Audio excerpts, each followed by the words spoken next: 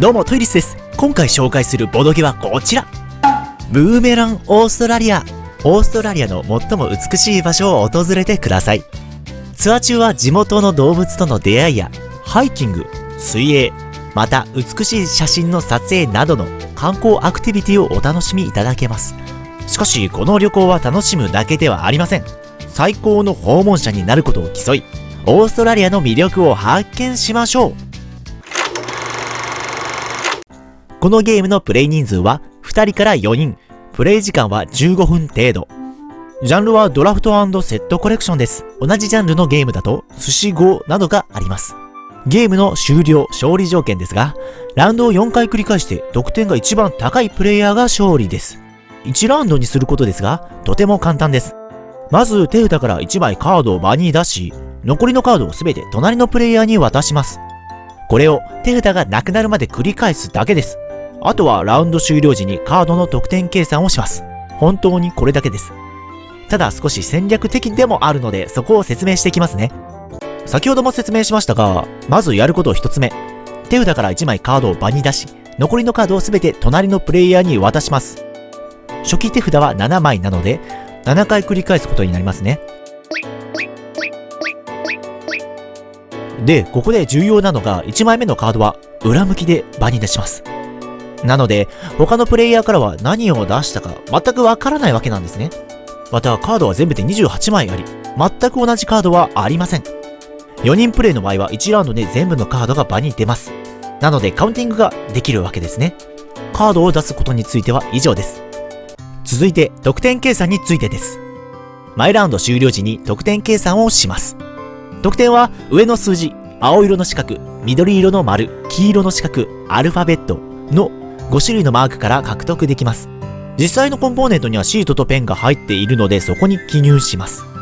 まず1つ目。この数字はブーメランを表しています。得点は最初と最後の数字の差になります。間の数字は全く関係ありません。この例の場合だと差は4なので4点になります。次に2つ目。このマークは体験、アクティビティを表しています。得点はマーク数と右下の得点表に従って計算されます。同じマークが1個以下なら0点、2個なら2点、6個なら15点の得点になります。ただし、この4種類のマークから1つしかそのラウンドでは得点化できず、さらに一度得点化したマークは2度と得点化できません。この例の場合だと、ブーメランマークが2個あるので、得点化すると2点になります。また今後はブーメランマークを得点化できません。次に3つ目。このマークは動物を表しています。ペアのマークがあればそのマークに書かれている数字が得点になります。この例の場合だとカンガルーマークのペアが1つあるので3点が加算されますね。しかしウォンバットのマークのようにペアではないマークに関しては加算されません。次に4つ目。このマークはコレクションを表しています。得点はマークに書かれている数字の合計値になります。また合計値が7点以下の場合2倍になります。もし仮に6点だった場合は12点になりますね。7点なら14点、8点ならそのまま8点という感じになります。最後に5つ目。各カードの一番下にアルファベットが書かれています。これは観光地の場所を表しているんですね。A のカードを出した場合、シート上の A の文字の上に×を書きます。